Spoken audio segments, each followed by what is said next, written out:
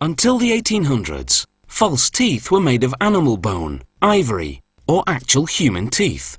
These often came from the poor, or even from dead bodies. Thankfully, today's dentures are made from ceramics. It all starts by heating a sheet of wax over a flame, which is pressed onto a rough plaster model of the patient's mouth. The lab technicians use this model to prepare what's called an impression tray, which will be used to make a rubber mould to cast the dentures. An acrylic material is applied over the wax lining, forming a handle so it can be removed afterwards. Once the acrylic hardens, the wax is discarded. The dentist then fills this new acrylic tray with rubber to take a final impression. The lab uses the hardened rubber as a negative mould of the patient's mouth. The mould is filled with plaster to make a new, more precise model. The new model is used to make the part of the dentures that fits on top of the patient's gums. A special orthodontic acrylic is pressed into the model to form what's called the base plate. Then a sheet of wax is heated to form the rim of the base. This new acrylic and wax model now goes back for another fitting in the patient's mouth.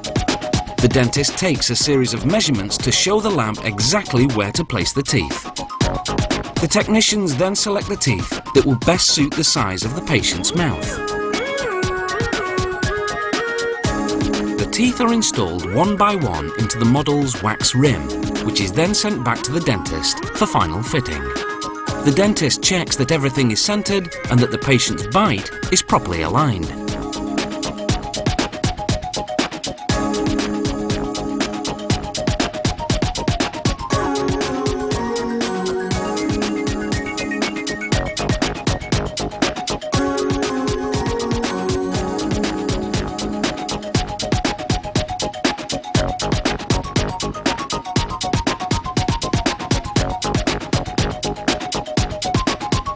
If the model fits well and looks good, the lab can finally begin to manufacture the dentures. The model is positioned in a special holder called a flask, where channels are attached through which acrylic will later be injected. This acrylic will replace the wax holding the teeth in place. But first, to get rid of the wax, a plaster mould is cast which will hold the teeth in place. Once the plaster dries, it's submerged in hot water for 5 minutes to melt the wax inside.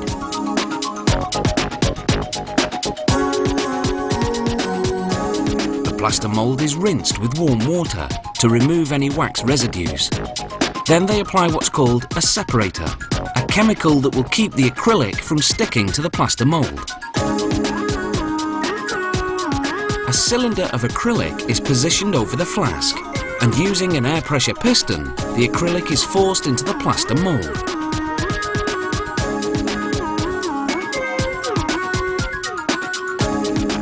The mould is submerged in boiling water for 35 minutes to harden the acrylic.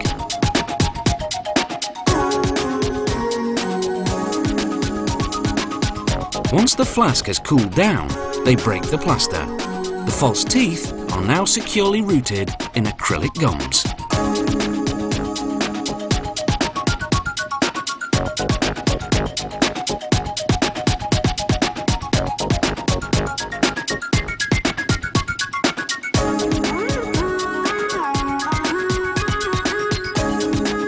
An ultrasonic bath rids the dentures of any remaining plaster. The acrylic is then refined with pumice and shined with a polishing compound.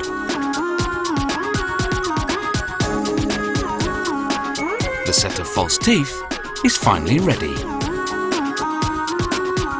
When a patient doesn't need a full set of dentures, they receive what's called a partial, made much the same way they're hooked on at either end of the patient's natural teeth.